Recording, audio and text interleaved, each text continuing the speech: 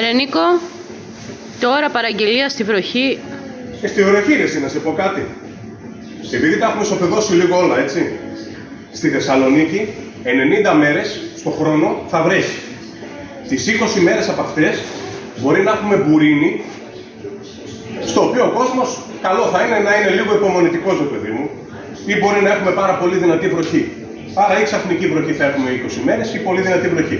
Όλες άλλες μέρες να μην δουλέψουμε δηλαδή. Να τεμπελιάσουμε, δεν θέλουμε δουλειά. Έχει αδιάβροχα. Βάλτε αδιάβροχα, βγείτε για δουλειά. Δεν πειράζει.